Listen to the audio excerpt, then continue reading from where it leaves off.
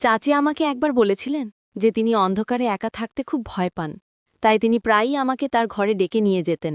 একদিন বাড়িতে আমাদের দুজন ছাড়া আর কেউ ছিল না। হঠাৎ প্রচণ্ড ঝড় ও বৃষ্টি শুরু হলো। চাচি আমাকে তার ঘরে ডাকলেন। যখন ঘরে ঢুকলাম, চাচিকে দেখে আমি চমকে গেলাম, কারণ তিনি অনেক সুন্দর ছোট জামা পরেছিলেন। চাচা তখন কয়েক মাসের জন্য বাইরে গিয়েছিলেন, কাজের খাতিরে। চাচি আমাকে একদিন অন্ধকারের অজুহাতে তার ঘরে ডেকেছিলেন। এক রাতে যখন আমি ও চাচি ঘাটে ঘুমাচ্ছিলাম, মাঝরাতে হঠাৎ করে আমি কিছু অদ্ভুত অনুভব করলাম। চোখ খুলতেই যা দেখলাম তাতে আমি অবাক হয়ে গেলাম। তারপর চাচি আমাকে দিয়ে জোর করে বাকিটা গল্পটা শোনাচ্ছি। আমার নাম অর্ণব। আমি ২১ বছর বয়সী। আমার চাচি ছিলেন অনেক সুন্দর আর অনেক ফর্সা। যে কেউ তাকে দেখলে মুগ্ধ হয়ে যাবেন। চাচাও তার রূপের প্রেমে পড়ে তাকে বিয়ে করেছিলেন। চাচি সবসময় সাজগোজ করে থাকতেন। একাদশ শ্রেণীর পরীক্ষা দেওয়ার পরে আমার ছুটি শুরু হয়েছিল। তাই আমি মা-বাবার কাছে অনুমতি নিয়ে চাচি ও চাচার বাড়িতে ছুটি কাটাতে যেতে চেয়েছিলাম। চাচার বিয়ে মাত্র ৩ মাস আগে হয়েছে, তাই আমার বাবা-মা আমাকে সেখানে যেতে নিষেধ করেছিলেন। কিন্তু আমি অনেক বছর ধরে চাচার বাড়িতে যাইনি, এমনকি তাদের বিয়েতে যেতে পারিনি, কারণ তখন আমার পরীক্ষার সময় ছিল। চাচার সঙ্গে দেখা করার জন্য আমি খুব আগ্রহী ছিলাম এবং নতুন চাচিকে দেখতে চাইছিলাম। বাবার কথা ছিল যে আমরা পরে কখনো দেখা করতে পারব, কিন্তু আমি তখনই যেতে চাইছিলাম। শেষ পর্যন্ত অনেক বুঝিয়ে বাবা চাচার বাড়িতে যাওয়ার জন্য রাজি করালেন। মাঝে মাঝে ভাবি, হয়তো ভালো হতো যদি তখন চাচার বাড়িতে না যেতাম, কারণ এত কম বয়সে চাচি আমার সাথে এমন কিছু করবেন যা আমি ভাবতেও পারিনি। একটি নতুন অভিজ্ঞতার সন্ধানে আমার জীবনে একটি গুরুত্বপূর্ণ দিন এসেছিল। তা ছিল শনিবারের একটি দিন, যখন আমার বাবা আমাকে চাচার বাড়িতে নিয়ে গিয়েছিলেন। কিন্তু আমাদের পৌঁছনোর পর দেখি বাড়ির বাইরের দরজায় তালা বন্ধ। মনে হলো চাচি হয়তো কোথাও গেছেন। বাবার ফোন করার পর জানতে পারলাম তারা শপিং করতে বেরিয়েছেন এবং বাড়িতে ফিরতে কিছুক্ষণ লাগবে। তাই আমরা বাড়ির বাইরে দাঁড়িয়ে তাদের জন্য অপেক্ষা করতে লাগলাম। প্রায় ২ ঘন্টা পর চাচা চাচি বাড়িতে পৌঁছালেন। বাবা বাইরে গিয়ে তাদের সঙ্গে দেখা করলেন আর চলে গেলেন, আমাকে রেখে। আমরা সবাই একসঙ্গে বাড়ির দিকে ফিরতে শুরু করলাম। চাচি তখন স্কার্ফ দিয়ে মুখ ঢেকেছিলেন এবং চাচার বাইকে বসেছিলেন। আমি দেখতে পেলাম চাচি অনেক সুন্দরী। চাচা ছিলেন সাধারণ দেখতে, কিন্তু চাচি সত্যি সুন্দর ছিলেন। অন্যদিকে চাচা হঠাৎই আমাকে ডাকলেন, অর্ণব, কি দেখছো তুমি? অনেকক্ষণ ধরে তোমাকে ডাকছি।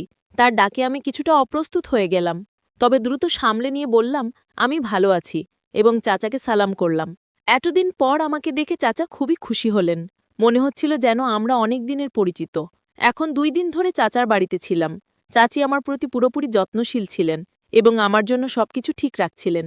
চাচা ও চাচিকে দেখে মনে হচ্ছিল আমি নিশ্চয়ই আমার ছুটির পুরো সময় এখানেই কাটাবো। তবে আমি জানতাম না যে আমার এই সিদ্ধান্ত পরবর্তী সময়ে এমন একটি মোড় নিতে পারে যা আমার জীবনকে পুরোপুরি পরিবর্তন করে দিবে। আমি আশা থেকেই লক্ষ্য করছিলাম চাচি আমার সঙ্গে অন্যরকমভাবে চলাফেরা করতেন। আমার কাছে বিষয়টা অবাক করার মতো ছিল।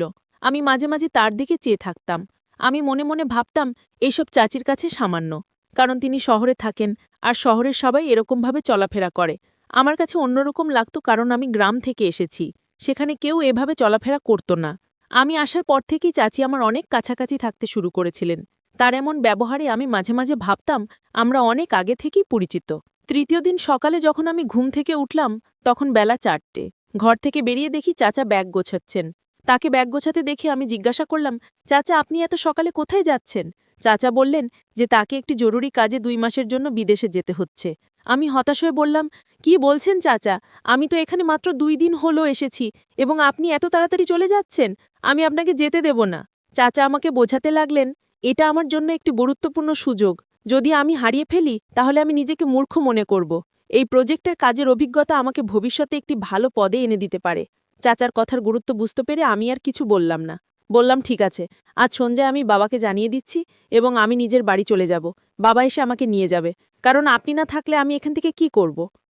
চাচা বললেন, অর্ণব, এখন আমি চলে যাচ্ছি। তুমি এখানেই থাকবে এবং তোমার চাচির খেয়াল রাখবে আমার ফিরে আসা পর্যন্ত। তোমাকে এখানেই থাকতে হবে। তার কথা শুনে আমি অবাক হয়ে গেলাম। চাচা না থাকলে আমিও চাচি বাড়িতে একা কিভাবে থাকব? চাচা আরও বললেন, মনে রেখো, তোমার চাচি অন্ধকার থেকে ভয় পায়, তাই তাকে যে কোনোভাবে সাহায্য করতে দ্বিধা করবে না।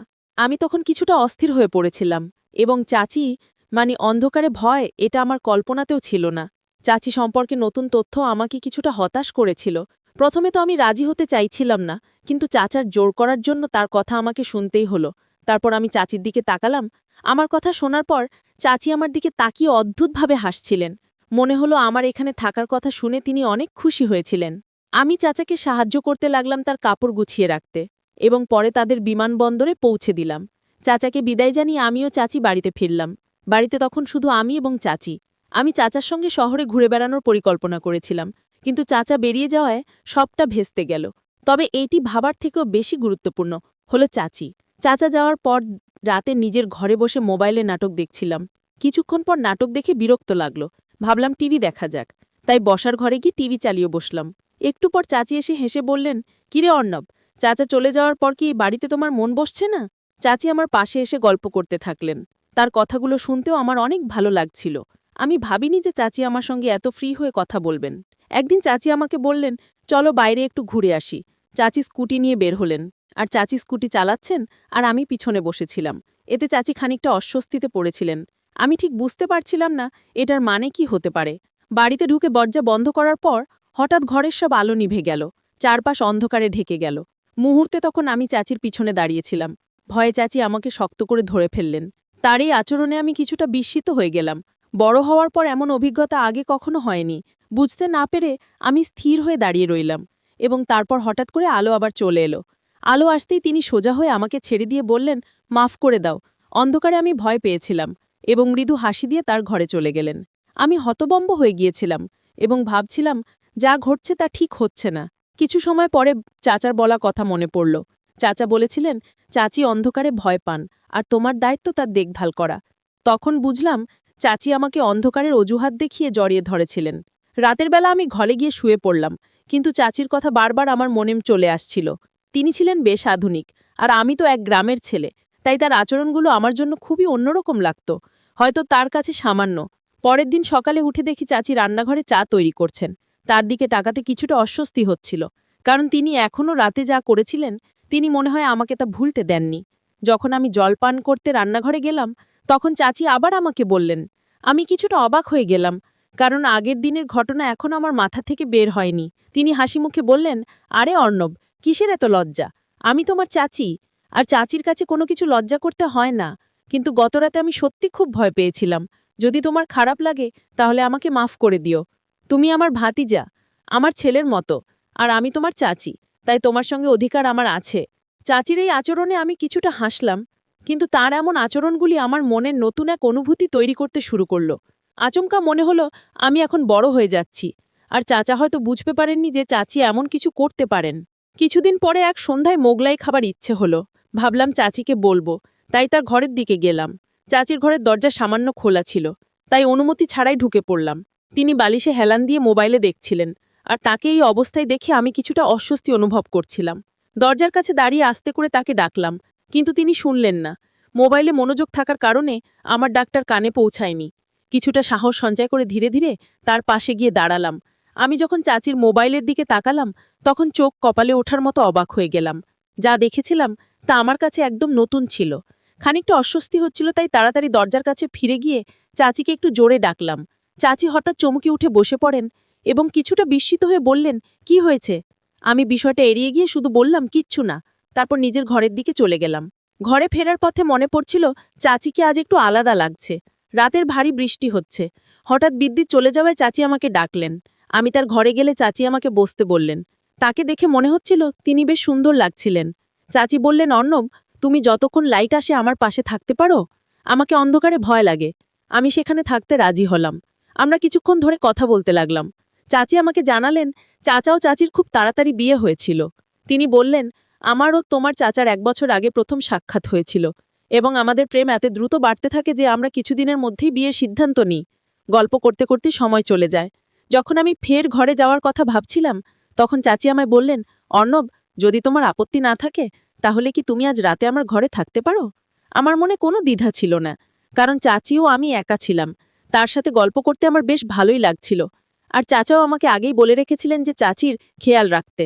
সারা রাত বৃষ্টির আওয়াজ চলছিল, এবং আমি ঘুম থেকে উঠে দেখলাম চাচি অত্যন্ত আনন্দিত, যা আগে কখনো তার মুখ দেখিনি। ব্রেকফাস্টের সময় তিনি আমাকে বলেছিলেন, এখন বৃষ্টির দিন, তাই তুমি আমার ঘরে থাকতে পারো। চাচি আমাকে বলেছিলেন, যদি তোমার কোনো সাহায্য প্রয়োজন হয় তাহলে বিনা দ্বিধায় জানাতে পারো। রাতে আমরা গল্প করছিলাম, কিন্তু হঠাৎ করে আমার শরীরটা একটু খারাপ লাগতে শুরু করলো। চাচির কথাগুলো কিছুটা অস্বস্তিকর লাগছিল। যদিও ঠিক বুঝতে পারছিলাম না কেন। শরীর খারাপ লাগলো, কোনোভাবেই তার ঘরে বসে রইলাম। এখানে আসার পর থেকে চাচি আমাকে রোজ রাতে 1 গ্লাস করে দুধ পান করতে দিতেন। আজও তিনি দুধের গ্লাস নিয়ে আসলেন। আমি খেতে খেতে গল্প চালিয়ে দিতে থাকলাম। একসময় অজান্তে ঘুমে ঢুলতে শুরু করলাম, আর কিছুক্ষণ পরে ঘুমিয়ে পড়লাম।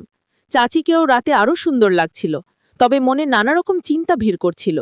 তার পরের দিনের কথা মনে একটা অদ্ভুত লাগছিল, যখন দেখলাম চাচি বাইরে গেছেন আর তার ফোনে বারবার কল আসছে।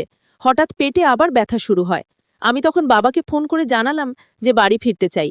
বাবার কথায় চাচি কিছুটা বিরক্ত হয়ে বললেন, কি, তোমার চাচা কি তোমাকে বলেনি যে আমাকে দেখতে হবে?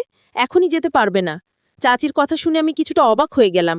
কি সম্পর্ক আর কি দেখার কথা, সবকিছু জট পাকিয়ে গেল। আমি যখন বিষয়টা জানতে চাইলাম, তিনি বললেন, আমি জানি না, তবে তোমাকে এখানেই থাকতে হবে। চাচি আমাকে যেতে না দেওয়ার জন্য জোর করছিলেন, কিন্তু পেটের